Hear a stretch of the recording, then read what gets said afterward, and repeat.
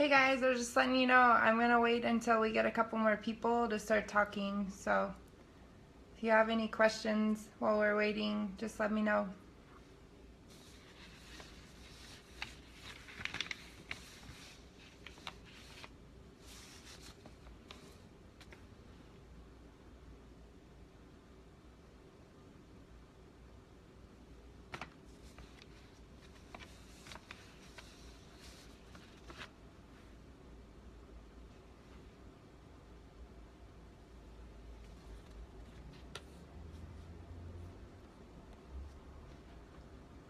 I'm going to wait a couple more minutes before we start just so we can get everybody here.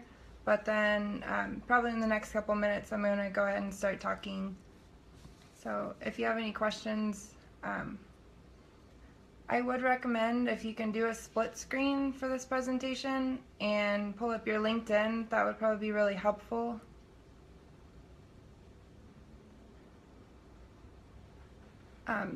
Frida Sahid asked, what advice would you give to a student just starting out in cybersecurity? I definitely think that you should find a mentor and you should try and join some associations to really make some contacts with people that can give you advice and help you kind of navigate the journey, because it's a long road, so it helps to have people that can help you out.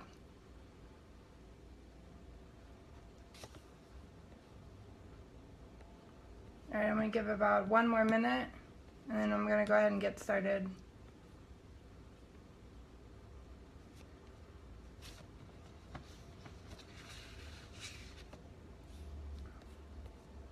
Alright, so today I will be talking about how to build your digital identity. I want to go ahead and talk a little bit about myself. I am Jessa Gramenz. I'm a student at the University of North Texas in Denton, and I just moved here from St. Louis area, Southern Illinois. I graduated from a 2-year Johnny Logan College, and I decided to come here to continue my journey. And fortunately for me, I was also able to join the NCSA and be an advisory board member. So that has been a really great experience because I've had opportunities to go to conferences and network with people that I wouldn't have had that opportunity otherwise. So Jonathan Joyner says, "Go Mean Green." Are you from UNT? So what I really want to talk about, the most important thing for this presentation is discussing building your brand while you're in college, because you really want to be one step ahead, so whenever you graduate you don't have to go through this process and then have to worry about jobs finding you. If you're building your online presence now, then it helps a lot later down the road because the work's already done for you. So I want to go ahead and remind you guys to subscribe so you receive notifications for whenever we are live again. That way you don't miss any of the important updates that we have. Alright, so in my presentation I'm going to discuss ways to develop your digital identity so that you have jobs coming to you.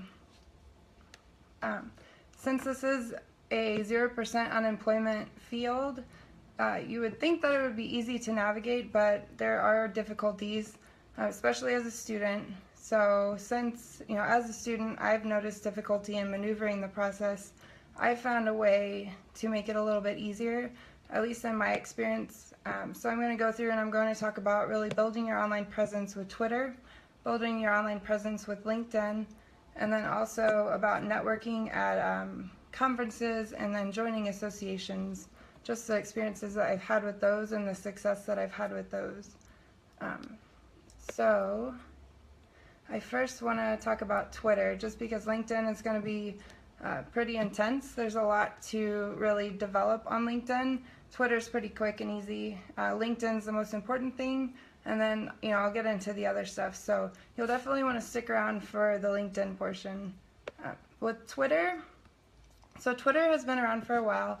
I've been using Twitter since about 2009, and one of the things that I noticed is that it's a great opportunity to stay current with what's going on in cybersecurity. So what I did is I created a professional account.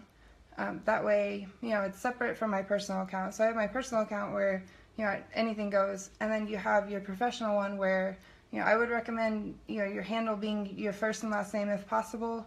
If that's already taken, then, do your first and last name with cybersecurity or something related to your field. That way, it sets you apart from everybody else. The first thing you want to do whenever you're establishing your Twitter account is follow companies that you like. So if you have a company that you're interested in working for, or you want to kind of get a feel for their culture to see if that's somewhere you'd want to work down the road, it's a great idea to follow them. That way you can get an idea of what they're about. If they have a job opening, then you're one of the first people to find out, because Twitter is so nice about, it's very quick, it's rapid, and it's easy for people to retweet stuff. So one of the things I always do is if I go to a conference, I get business cards. What I'll do is I'll first add them on LinkedIn, and then I'll go on Twitter and I'll look for them. So it's a good way to stay connected so that people see that you're getting involved, and it's really, really useful, I've noticed so far. So the best luck I've had so far with Twitter, with my professional account, is following associations. So one of the other advisory board members, Gus, he shared something from ISSA where they had a conference in Dallas last month, and he shared it, and I was thinking, wow, why have I not heard about this? So I retweeted it, I followed the ISSA, and they sent me a message and they said, hey, do you want to come to the conference? Here's a free registration. And I was just so blown away by that, because it was so easy, and I was so excited because, it's not cheap to go to a conference. So, it's definitely worth it to go out there and, try and connect with these companies and associations and other members. So another thing too is you'll want to make sure you retweet important stuff, because that'll kind of help boost interaction on your Twitter account. Alright, so now we're going to get into the heart of my discussion, which is LinkedIn.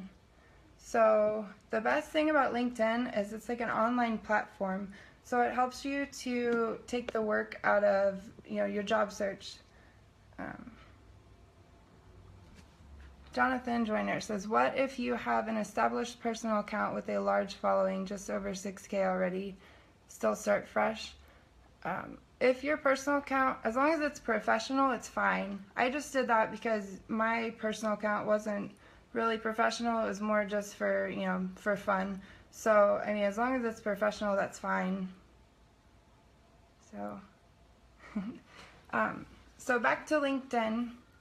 So the best thing about LinkedIn is that it kind of takes the work out of the job search, because LinkedIn has features where you can search for jobs, but then it also isn't immediate, so you have to build your LinkedIn. So whenever I first came to UNT, I had a basic LinkedIn. I had a professional headshot. I had like a headline talking about what I was doing in school. I had some information on there about experience that I had, with the cyber defense team that I was on and the NCSA. But I really didn't have it fully developed to where it said All-Star. It was like right below All-Star. So what happened is whenever I came to UNT, I had 2 classes that really focused on developing your LinkedIn, and those have really taught me a lot. So I'm kind of going to tell you guys about the takeaways that I had, so that you can kind of streamline the approach and you don't have to go through an 8-week or 16-week course. So if you have your LinkedIn open, if you want to search my name, it's kind of hard to spell, but I think it is on the comment section for this presentation. But if you want to look at mine as an example, it's not perfect, but I have received compliments from recruiters and professors. And one of the things is that, I've been building mine for a couple years now. So obviously, the more you build yours, the better it'll get. So hopefully I can kind of help you to build yours a little bit quicker than mine. But the first thing that's most important about LinkedIn is that you want to add everything you can to your profile that's relevant to your field. So, most employers, they're going to look at a 1 or 2 page resume and try and find out what they can. But a lot of times I put my LinkedIn profile link, which I have the URL vanity link, and that's one of those things you can also do. I would look it up, Google it. It only takes a couple minutes to do it. It's a really easy fix. Off the top of my head, I don't remember how to do it, but it's pretty easy to figure out how to do it. But I changed mine to my first and last name. It's really easy to put on a business card or a resume, and it's really nice because then they can find out more information than you can put on a 1 or 2 page resume. So make sure whenever you're adding to your profile, make sure you're putting volunteer work, any of the associations you're with. So for me, I put the NCSA, but I also was Pi Theta Kappa, which is an honor society for 2 years. I put that. Any of the courses you've taken that are relevant, obviously besides like core classes, publications. So if you've ever presented something, if you've written a paper, you'll want to include that.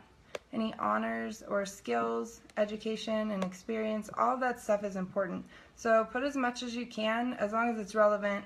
Make sure you're concise, but also be thorough and detailed, because this is the stuff that somebody is intentionally going to your page to see these things. So one thing that I really like about LinkedIn is that you can add your classmates and make connections, and they can recommend you.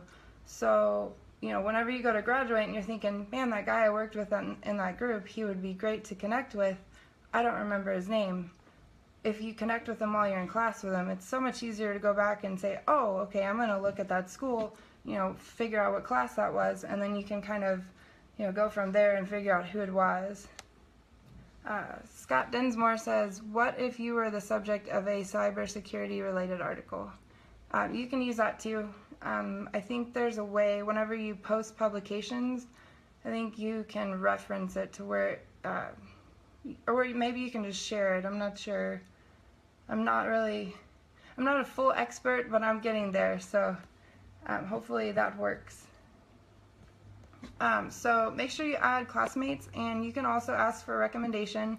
If you're not familiar with how to do that, once you go to your LinkedIn page, you can go to whoever you're looking for, click on their page, and there's an arrow. So once you click on that arrow, it'll drop down and it'll give you a couple options, and one says ask for a recommendation. So that's a really good way to have a second input besides like a reference that gives people more input to who you are and how you are to work with, what kind of person you are. So especially if you've done a group project, they can endorse you for teamwork, organization, all kinds of skills, just depending on the project. So make sure you add quality contacts to help build your online reputation. And then if you have a stack of business cards from a conference, make sure you add those people into your LinkedIn, because those are just more resources to help you network. Alright, so with groups. So on LinkedIn we have groups. I'm a member of a lot of groups. I think I'm a member of about 20 groups. And it's really helpful to stay current with what's going on in cybersecurity, in addition to Twitter and email, newsletters, all of those things. Like, they're really important to stay current. So make sure you're joining groups, because the really nice thing about groups is that they give you a second-degree connection. So if you join the ISSA group, or if you join the NCSA group, those connections add to your connection list, if that makes sense. Another feature of groups that I utilize is asking questions. So my mentor has suggested that, he's mentioned the CISO position, and just from talking with him, I really think that's something that I would want to go for. So what I've done is I've gone into my groups and I've asked them questions. What's the best way to approach this? How do I know if that's something that I want to do? And the groups are so helpful, because there's 1,000 members that somebody's likely to say, hey, I'm a CISO, this is the experience I've had, these are some skills that if you want to do that, you're definitely going to have to be able to talk to higher ups, for example, something like that. So make sure with LinkedIn, there's obviously so many things that you can put on your LinkedIn that are important, but you want to make sure the biggest thing is, making connections, making that vanity URL on LinkedIn, and utilizing groups, putting as much as you can. Make sure you have a professional headshot too, because if you just have a selfie that you took, it doesn't look as professional as if you have a headshot. If you have like a senior picture or something, even, it doesn't have to be super current, but as long as it's relatively current, that's helpful. And and it's really nice because the reason all of this is so imperative is because recruiters are going on LinkedIn and they're looking for people. So I've actually had 2 recruiters contact me within the last month, I'd say. I've had 3 interviews. One of them was my dream job, and I would have never had that opportunity if it wouldn't have been for my headline, which my headline really stood out. For this one guy, he specifically told me, he said, your headline is the reason I contacted you. Obviously you have Palo Alto experience, which is great, but that in combination with the headline, those things really matter. So thanks to the content that I've put on my LinkedIn, I've gotten my first IT job. I start in January, so I'm really excited for that. Oh, Chris Bradley says Walgreens passport scanned in for profile picture. I don't know if I would recommend using your passport photo. If you have another option, I would definitely go for that. But yeah, I would definitely not use my passport photo. So that's just my opinion. But yeah, so what I say is, like, it's better to have people contacting you about these things because it is really hard as a student to go out and get that first experience. So when you have people contacting you after having so many applications, not even get a call back, and then someone's contacting you and you get the job, like, that's such an amazing feeling. And that's why I'm hoping that I can help you guys so that you guys all have the same thing. Thank you guys. So my second point that I want to move on to is talking about networking with associations, conferences, and other students. So obviously this all kind of ties into the LinkedIn portion, where you want to network with other students and network at conferences and then within associations. And then since you're following this event, I'm assuming that you're a member of the NCSA, which if you're not, you should be, because it's a great resource. We keep you current with all of the everything going on in the industry with conferences and with internships, and we really take the work out of it for you guys. So, and then the ISSA is a great example also because it's an international, it just slipped my mind, International Cybersecurity. I gotta look it up. I'm sorry. It slipped my mind. But yeah, so there's so many different associations. I know just in Dallas, there's the ISSA, ISACA, DC 24214, Dallas Hackers Group, Linux meetups. There are so many specific just to Dallas. But then if you find something in your area, make sure you share that. So it's a really great resource, not only to stay current, but then find a mentor, which is something I wrote an article about on the blog for cyberstudents.org. That I discussed how important it is to have a mentor. So if you haven't read that yet, you should definitely read it because it's been really groundbreaking for me because it's helped me to get to the point that I'm at right now. Jonathan Joyner says IEEE Computer Society has student chapters at a lot of colleges. So yeah, NCSA, we're currently working with different universities trying to get chapters started. There's so many resources. Whenever I say there's associations out there, I mean there are a lot out there. So there's always going to be something for you, and a lot of times with students, students get a student discount. So you definitely you want to check that out. So. And then also in the comments, if you'll notice, we have a couple of people sharing. Gus is here. He's the one that helped me out with the ISSA. Thank you, Gus. So conferences, I want to talk about conferences because this is one of the things that whenever I first started out in cybersecurity, going to school, I didn't realize the value of a conference, and they are really great for networking. They're great for staying current in what's going on.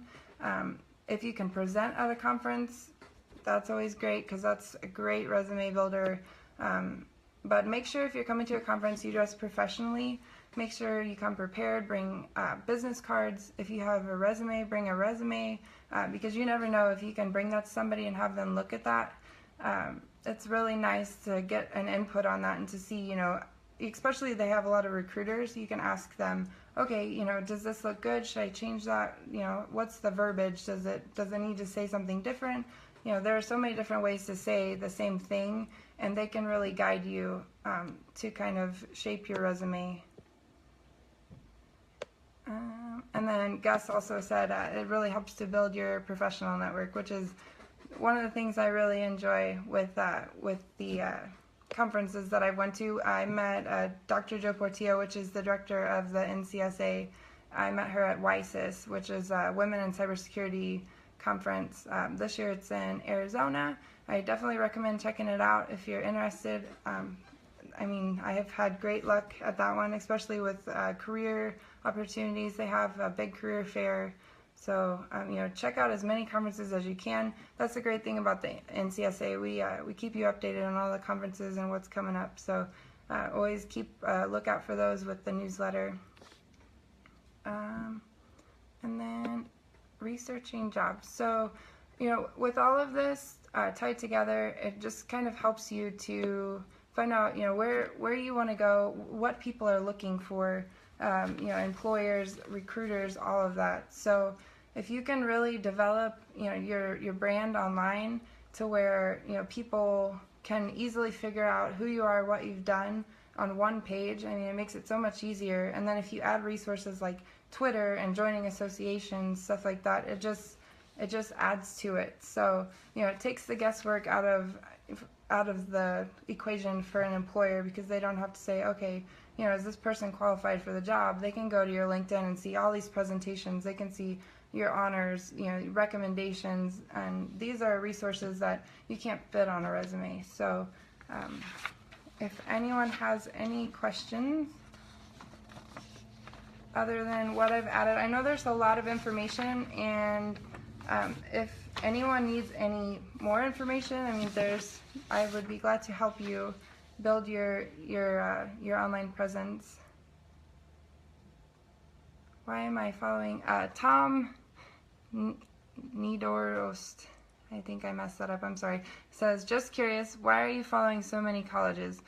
Whenever I initially was doing my search, whenever I was trying to figure out what university I wanted to transfer to, I wasn't really set on UNT. So I originally did a lot of research on a bunch of different colleges, and for me, that was a good way to kind of weed out, all right, what is this college about? Is this somewhere I would want to, spend a lot of money and time at?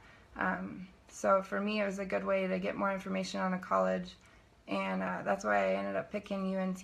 I really liked UNT, and they jumped out at me and offered me a scholarship, so really can't beat that. But it's good to keep your options open, and the best way to research is by seeing what they're putting out there, and in addition to doing research. That's what it's all about. You're investing in your future. You want to make sure where you go to school is somewhere that you'll be happy with. So, and Gustavo says it also helps to see if any grants that are out there. Oh wait, sorry. It also helps to see if any grants that are out there. Yeah, I think I know what he means. But does anybody else have any questions? I really hope that you guys learned a lot, and I appreciate you sticking around. I hope that I've at least given you some insight into how to develop your digital identity. I know it's not easy, but if you stick with it and you just keep adding to it, hopefully good things will happen for you as well. So thank you all so much, and don't forget to subscribe so that you can see our later events, and happy holidays to all of you.